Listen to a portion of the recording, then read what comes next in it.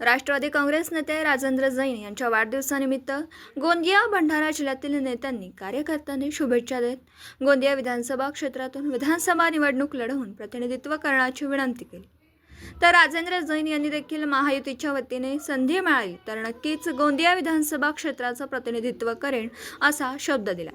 खासदार प्रफुल्ल पटेल यांचे विश्वासू म्हणून राजेंद्र जैन यांची ओळख असून त्यांच्या वतीने गोंदिया भंडारा जिल्ह्यात अनेक सामाजिक उपक्रम जिल्ह्यात राबवले जात असून आज देखील माजी आमदार राजेंद्र जैन यांच्या वाढदिवसानिमित्ताने गोंदियात भव्य रक्तदान शिबिराचं आयोजन करण्यात आलं।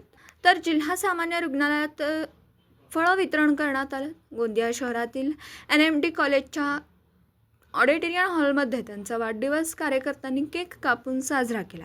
यावेळी आमदार विनोद अग्रवाल, आमदार मनोहर चंद्रिकापुरे, सहकार महर्षी सुनील फुंडे यांच्यासह अनेक नेते कार्यकर्त्यांनी पुष्पगुच्छ देत वाढदिवसाच्या शुभेच्छा दिल्या। तर राजेंद्र जैन यांच्या चाहत्यांनी गोंदिया शहरात ठिकठिकाणी होर्डिंग लावत शुभेच्छा दिल्या।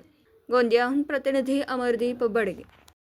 इथे गोंदियाला पण येणार का? नक्की त्याची जे अजितदादा पवार यांच्या नेतृत्वामध्ये जे यात्रा निघालेली आहे ते गोंदियाला येणार आहे आणि कन्फर्म डेट मला उद्यापर्यंत कळेल, पण ते आपल्याला सप्टेंबरच्या पहिल्या आठवड्यात येणार आहे। प्रफुल्लभाई साळेकरजीच्या सभेत म्हणाले होते की राष्ट्रवादीच्या 2 जागा वाढवून मागू, तर ही जागा गोंदियासाठीच आहे का? काय संकेत आहेत?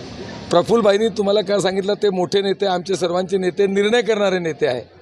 ते ज्या पद्धतीने करतील त्याच्याशी आमची बांधिलकी आहे आणि प्रफुल्ल पटेल साहेबच निर्णय घेणार आहे आणि पक्षाचं काम करणे, पक्षाला मजबूत करणे हे सर्व काम प्रत्येक गोंदिया विधानसभाचा कार्यकर्ता करून राहिला।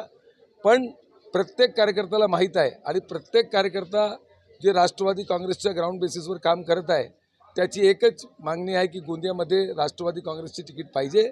नंतर प्रफुल्लभाई जे निर्णय घेतील आणि महायुतीबरोबर आम्ही राहणार आहोत, त्याच्यात कुठेही फरक नाही। थँक्यू। दिवसभरातील घडामोडींचा आढावा घेण्यासाठी पाहत रहा N24 मराठी न्यूज चॅनल।